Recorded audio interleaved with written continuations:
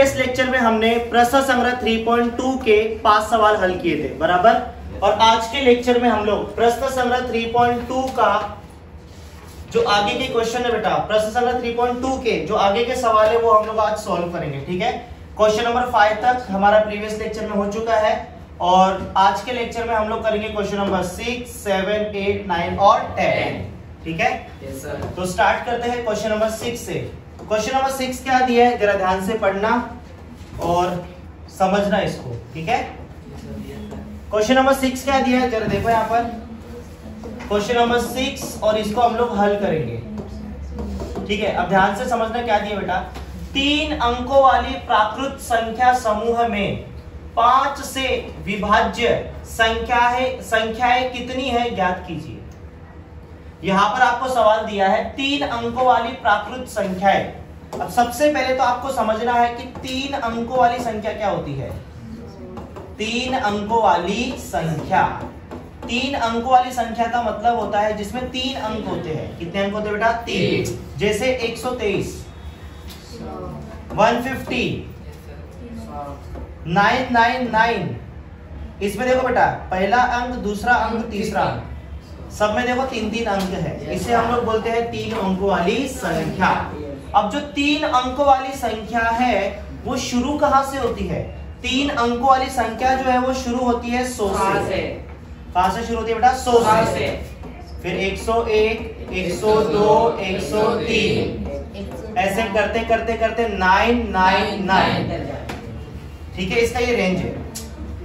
अगर 100 से पहले आओगे तो 99 मतलब 2 अंकों वाली संख्या, और 999 के आगे जाओगे तो 1000 मतलब 4 अंकों वाली संख्या। तो 3 अंकों वाली संख्याओं का जो रेंज होता है वो यही होता है।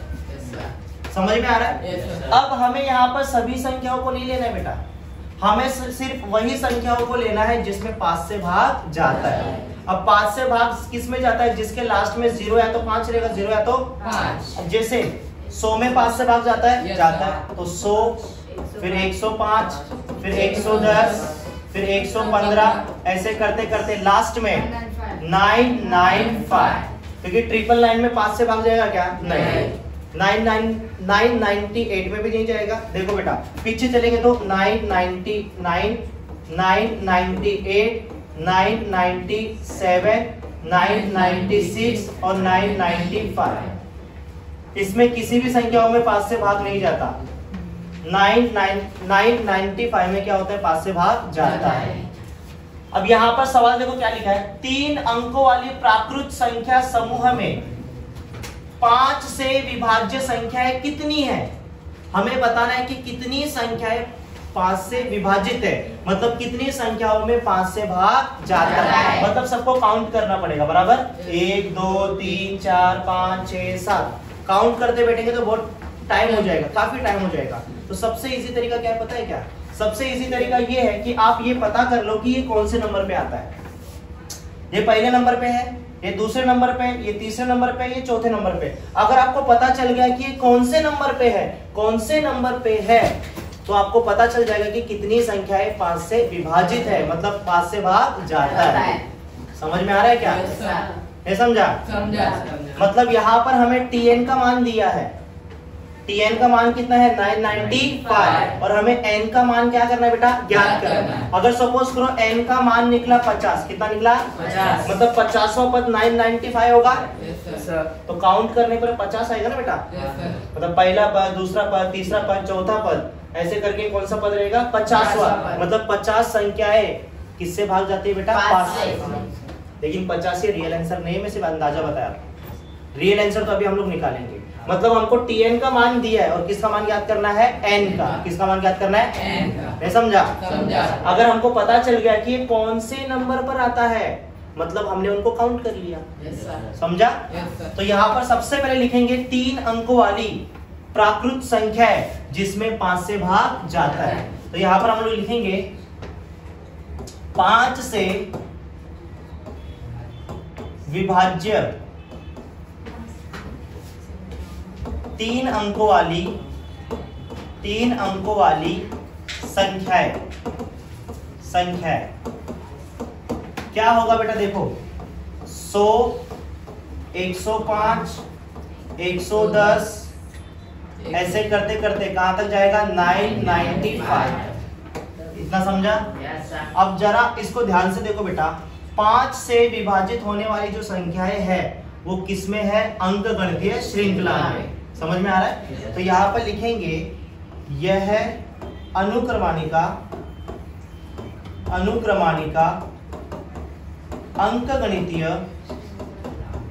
अंकगणितीय श्रृंखला में है। इसीलिए प्रथम पद a बराबर हो जाएगा 100 बराबर, तथा सामान्य अंतर d बराबर t2 माइनस t1। 105 में से माइनस करेंगे 100 को तो कितना आएगा बेटा? 5। और ये tn का मान दिया है और हमें tn का मान दिया है 995 और n का मान क्या करना है? ज्ञात करना है। n का मान क्या करना है? और n का मान अगर हमें मिल गया तो हमें पता चल जाएगा कि कितनी संख्या 5 से विभाज्य है। समझा? तो अब यहाँ पर फॉर्मूला कौन सा यूज करेंगे बेटा? हम लोग फॉर्मूला यही यूज करेंगे tn वाला, क्योंकि tn का मान है हमारे पास। तो यहाँ पर लिखेंगे tn बराबर होता है a plus n minus 1 into d। इतना समझा? अच्छा, tn का मान कितना है? 995 बराबर a का मान कितना है? 100 प्लस n माइनस 1, n का मान ज्ञात करना है, माइनस 1 इंटू d का मान कितना है? 5। सो यहाँ पर ध्यान से देखोगे तो 995 बराबर 100 और प्लस 5 इंटू n क्या हो जाएगा? 5n माइनस 5 एकम 5। 100 में से 5 गया, कितना बचेगा? 95। और यहाँ पर ये एज इट इज लिखोगे 995 इज इक्वल्स टू 100 में से 5 गया, कितना बचेगा? 95 और प्लस में क्या है बेटा? 5n। प्लस में क्या है बेटा? 5n। इतना समझा? देन उसके बाद अब ये प्लस में इधर गया तो क्या होगा? माइनस। तो यहाँ पर क्या होगा? 995 minus 95 is equals to 5n हो जाएगा। अब 995 में से माइनस करोगे 95 को तो यहाँ पर कितना आएगा बेटा? 900। कितना आएगा बेटा? 900, 200 आएगा। ये किसके बराबर हो जाएगा बेटा? 5n के 5 गुणे में इधर के तो क्या हो जाएगा? भाग। तो यहाँ पर क्या हो जाएगा बेटा? 900/5 बराबर हो जाएगा n का मान। अब 5 से भाग देंगे, 5 एकम 5, 5 एकम 5, 4 बचा, 5 अट्ठे 40 और ये 0। तो n का मान कितना होगा? 180। मतलब ये 180 नंबर पे आता है। T1, T2, T3, T1, T2, T3, T4, T5, T6, ऐसे ये कितना है बेटा? ये T है 180, T 180 है। मतलब 180 संख्याएं 5 से विभाज्य है। समझ में आ रहा है? तो फाइनल आंसर लिखोगे बेटा, 3 अंकों वाले प्राकृत संख्या समूह है, समूह में 5 से विभाज्य संख्याएं कितनी है? 180 है। तो फाइनल आंसर लिखोगे, आंसर 3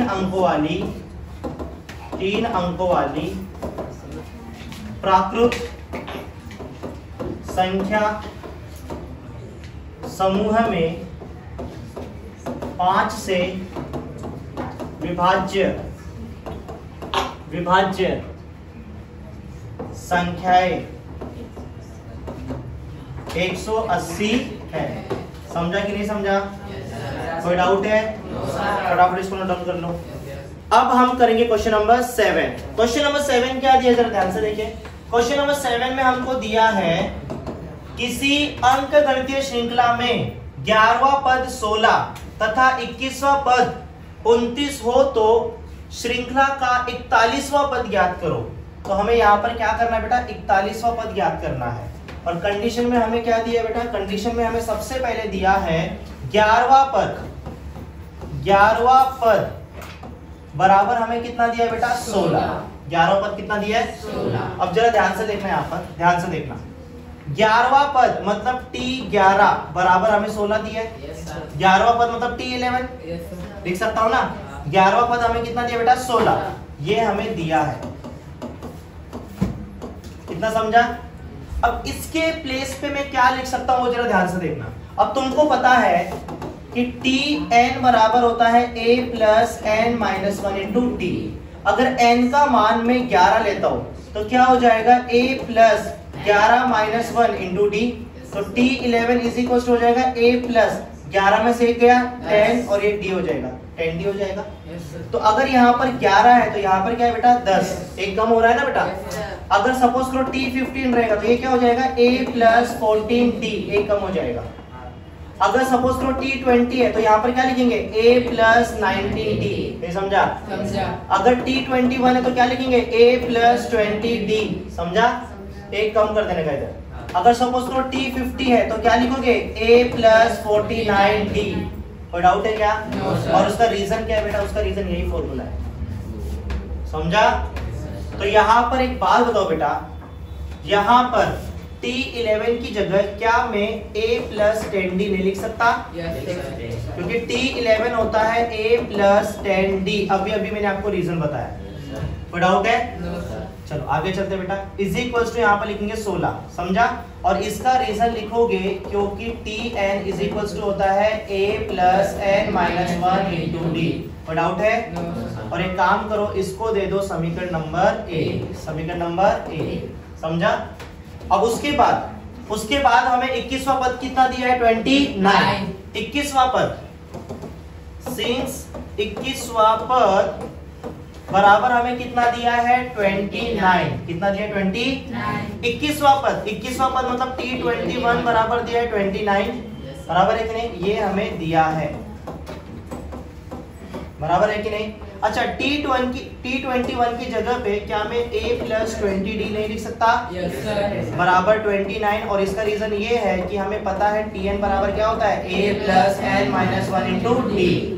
और इसको देंगे हम लोग समीकरण नंबर 2। अगर आप ध्यान से देखोगे तो यहाँ पर ये बन चुका है युगपत समीकरण, जो हमने पहले चैप्टर में सॉल्व किया है। अब जब आप इन दोनों को हल करोगे तो आपको a का मान मिलेगा और d का मान मिलेगा। a मतलब प्रथम पद और d मतलब सामान्य अंतर। अगर आपके पास a और d का मान है तो कोई भी पद आप याद कर सकते हो। समझ में आ रहा है? तो इससे आपको क्या मिलेगा? a का मान और d का मान। तो अब जरा ध्यान से देखिए कैसे मिलेगा वो भी देख लीजिए। देखो यहाँ पर a प्लस में है और यहाँ पर भी a किसमें बेटा? प्लस में। सबसे पहले हमको सामान्य जोड़ी चेक करना पड़ता है। यहाँ पर भी a है, यहाँ पर भी a है, मतलब सामान्य जोड़ी मिल चुका है। ये भी प्लस में है और ये भी क्या बेटा? प्लस में। समान जोड़ी समान चिन्ह, समान जोड़ी समान चिन्ह। तो हम लोग घटाएंगे। अब घटाने के लिए आप क्या कर सकते हो? एक में से दो को घटाओ या फिर दो में से एक को घटाओ। अब इजी कौन सा रहेगा? देखो बेटा इसमें बड़े नंबर है, दो में से एक को घटा तो वो इजी पड़ेगा। समीकरण 2 में से हम लोग क्या करेंगे? समीकरण 1 को घटा देंगे। तो यहाँ पर लिखे समीकरण 2 में से समीकरण 1 को घटाने पर, तो यहाँ पर क्या होगा? जरा ध्यान से देखिए बेटा। समीकरण 2 क्या दिया है? a प्लस 20d बराबर 29। और समीकरण 1 क्या है बेटा? a plus 10d is equals to 16। घटाएंगे तो एक लाइन छोड़ना पड़ता है, पता है ना? क्यों छोड़ना पड़ता है? साइन चेंज होगा। प्लस a का क्या हो जाएगा? माइनस, प्लस 10d का क्या हो जाएगा? माइनस 10d, प्लस 16 का क्या हो जाएगा? माइनस 16। अब यहाँ पर क्या होगा बेटा? यहाँ पर प्लस a और माइनस a कैंसल। 20d में से माइनस करेंगे 10d को, 20d में से माइनस करेंगे 10d को, तो क्या बचेगा? 10d बराबर 29 में से माइनस करेंगे 16 को, तो यहाँ पर बचेगा कितना बेटा? 13 बचेगा। कितना बचेगा? 13। अब ये 10 गुणे में इधर के तो क्या हो जाएगा? भाग। तो d बराबर हो जाएगा 13/10। 13/10। चाहो तो इसको डिवाइड कर सकते हो, नहीं किया तो भी चलेगा। तो यहाँ पर d का मान हमें मिला है 13/10। अब हमें किसका मान चाहिए? a का। तो d का मान या तो 1 में रखो या तो 2 में, जो आपको इजी लगे। 1 में रखेंगे तो यहाँ पर लिखेंगे d बराबर 13/10 समीकरण 1 में रखने पर, 1 में रखने पर। तो यहाँ पर क्या होगा? जरा ध्यान से देखिए। समीकरण 1 क्या दिए? पहले लिख दो a plus 10d is equal to कितना बेटा? 16। तो यहाँ पर a का मान याद करना है, 10 इंटू d का मान कितना है? 13/10 और बराबर में 16। यहाँ पर क्या होगा? 10 और 10 कैंसल। तो यहाँ पर क्या बचेगा? a प्लस 13 बराबर 16 हो जाएगा। प्लस का क्या हो जाएगा? माइनस। तो यहाँ पर क्या आएगा बेटा? a बराबर 16 माइनस 13, 16 माइनस 13, तो a बराबर कितना आएगा बेटा? 3। समझा? तो यहाँ पर हमें दो चीज मिल चुकी है बेटा। सो देयरफॉर प्रथम पद a बराबर हमको मिल चुका है 3 तथा सामान्य अंतर d बराबर कितना मिला है 13/10। और हमें अभी क्या ज्ञात करना है बेटा, अभी यहाँ पर हमें 41वां पद ज्ञात करना है, t41 ज्ञात करना है और n का मान कितना होगा 41। ये समझा? अब यहाँ पर हम लोग फॉर्मूला यूज करेंगे tn बराबर n माइनस 1 इंटू d। हमको पता है कि tn बराबर होता है a plus n minus 1 into d। 41वां पद ज्ञात करना है तो t41 बराबर हो जाएगा a का मान कितना बेटा 3, तो 3 plus n minus 1 41 minus 1 into d का मान कितना बेटा 13/10। तो यहाँ पर 3 प्लस 41 माइनस 1 क्या हो जाएगा बेटा 40 और गुणे में 13 में क्या बेटा 10। तो यहाँ पर क्या होगा बेटा 0 और ये 0 कैंसल, तो क्या बचेगा 3 प्लस 13 चौक कितना होगा 52, 13 और गुणे में क्या बेटा 4, 13 चौक कितना होगा 52 और 3 कितना होगा 55। तो 41वां पद जो है वो कितना मिलेगा बेटा हमको 55 मिलेगा। फाइनल आंसर लिख देना बेटा 41वां पद बराबर क्या होगा 55। कोई डाउट है? फटाफट इसको नोट डाउन कर लो। अब हम करेंगे क्वेश्चन नंबर 8। क्वेश्चन नंबर 8 में हमको क्या दिया, जरा ध्यान से देखिए। क्वेश्चन नंबर 8 में हमें दिया है 11, 8, 5 और 2। इस अंकगणितीय श्रृंखला में -151 कौन से क्रमांक पर आता है? यहाँ पर -151 कौन से नंबर पर आता है हमें ज्ञात करना है। ठीक है, यहाँ पर देखो बेटा T1, T2, T3, T4 और ये क्या हो जाएगा बेटा Tn। nवा पद हमें दिया है -151 और हमें किसका मान ज्ञात करना है n का। अगर हमको n का मान मिल गया मतलब कौन से नंबर पे आता है पता चल जाएगा। सो यहाँ पर लिखेंगे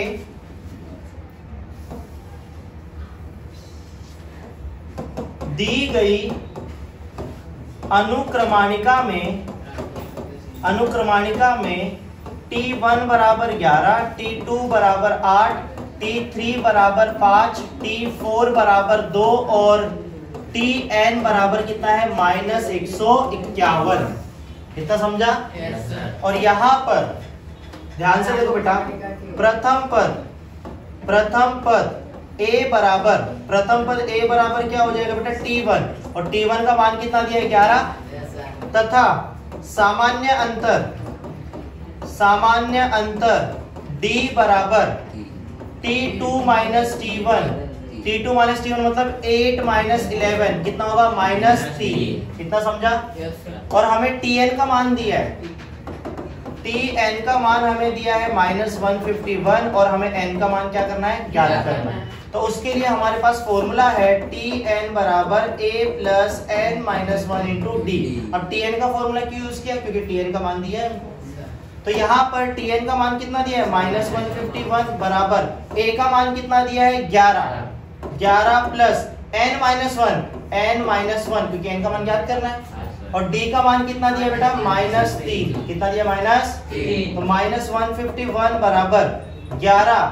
ठीक है, अब ध्यान से देखना बेटा ये माइनस में और ये प्लस में, माइनस प्लस क्या होता है माइनस। 3 इंटू n क्या हो जाएगा 3 है, माइनस माइनस क्या होगा प्लस, 3 का 3। इतना समझा?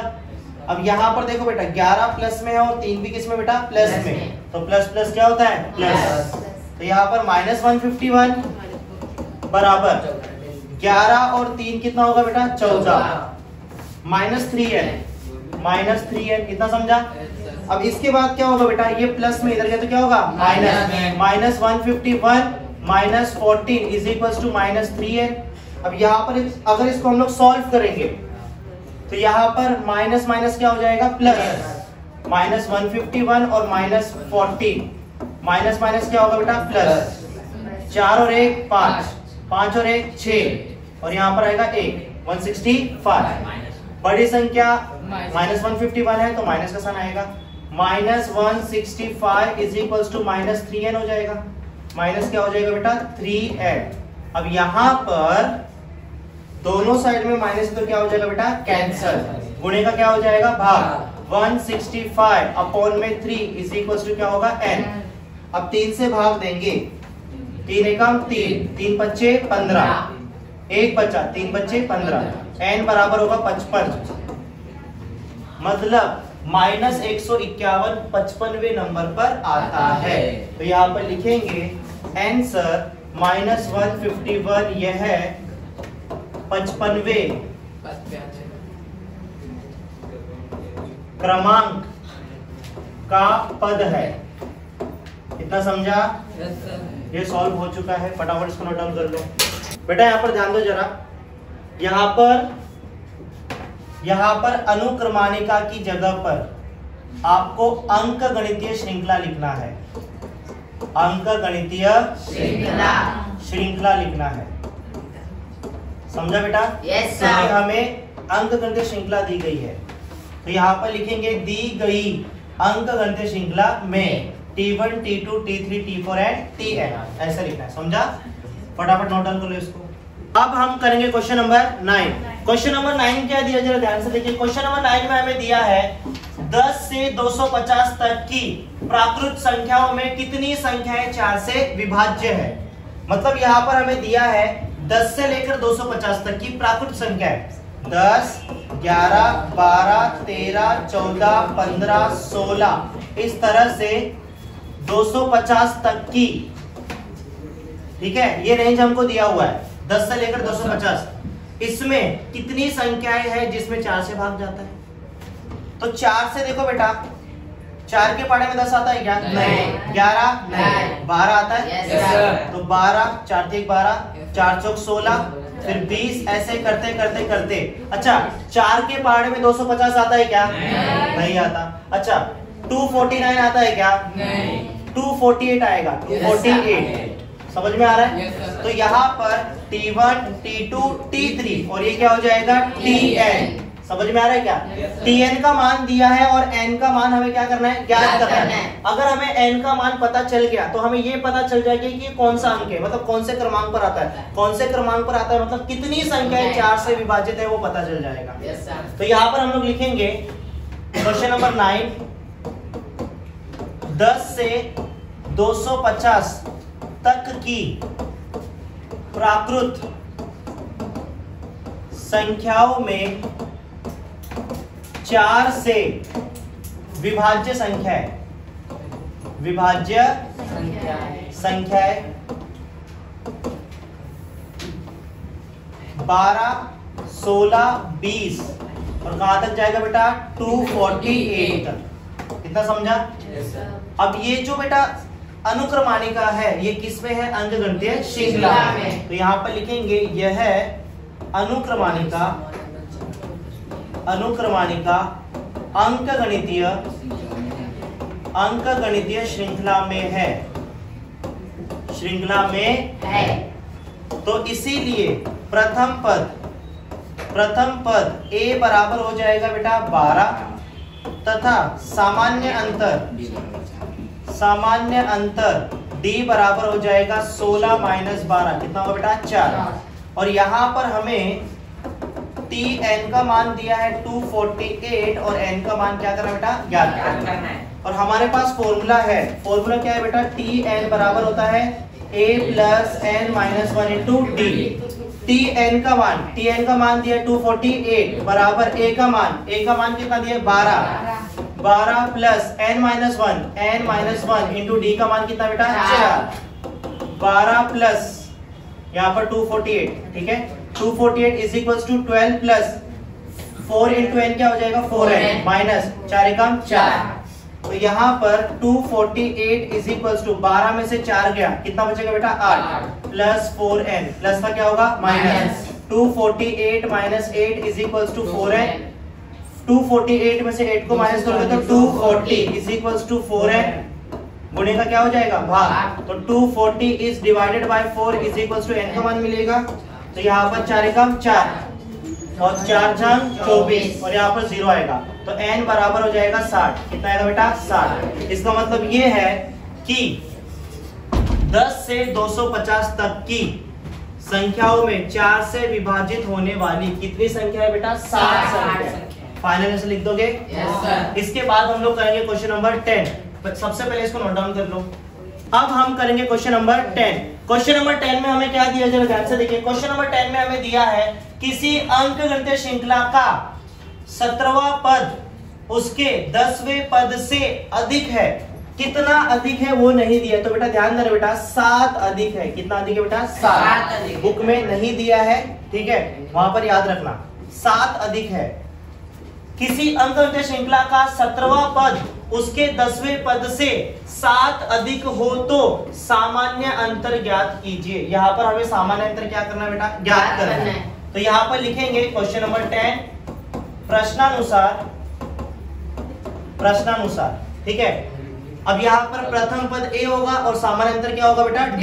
प्रथम पद a और सामान्य अंतर d। तो यहाँ पर देखो बेटा प्रश्नानुसार 17वां पद बराबर 10वें पद से कितना अधिक है? 7 अधिक है। तो 10वां पद और प्लस में लिखोगे बेटा 7। 17वां पद 10वें पद से कितना अधिक है बेटा? 7 अधिक है। कितना अधिक है बेटा? 7। 17वां पद इसको मैं T17 इज इक्वल्स टू 10वां पद इसको मैं T10 प्लस 7 लिख सकता हूँ। अब एक बात बताओ बेटा, T17 की जगह क्या मैं a प्लस 16d लिख सकता हूँ? और बराबर T10 की जगह क्या मैं a प्लस 9d लिख सकता हूँ? लिख सकता हूँ। और प्लस में लिखेंगे 7। और यहाँ पर याद रखना बेटा ऐसा मैंने क्यों लिखा? क्योंकि Tn इज इक्वल्स टू होता है a plus n minus 1 into d। इतना समझा? अब इसके बाद देखो बेटा a यहाँ पर प्लस में, इधर का तो क्या होगा? माइनस। प्लस माइनस कैंसिल होगा। इससे अच्छा काम करो बेटा, यहाँ पर प्लस a और a प्लस a कैंसिल, क्योंकि इधर प्लस में इधर का तो क्या होगा? माइनस। तो a में से a क्या? माइनस ही होगा। 16d इज इक्वल्स टू क्या बचा? 9d प्लस ये 7 प्लस का क्या होगा? Minus. 16d minus 9d equal to ये 7 आ जाएगा। 16 में से माइनस करेंगे 9 को तो कितना बचेगा? 7। d बराबर ये 7 गुणे में तो बट्टे में चला जाएगा, d बराबर हो जाएगा 7/7। तो यहाँ पर 7 एकम 7, 7 एकम 7, d का मान कितना हो जाएगा? a। d मतलब क्या है? सामान्य अंतर। तो फाइनल आंसर लिखोगे सामान्य अंतर d बराबर हो जाएगा a। समझ में आया? और वही हमें क्या करना था बेटा? याद करना था। कोई डाउट है? No sir. फटाफट इसको नोट डाउन कर लो।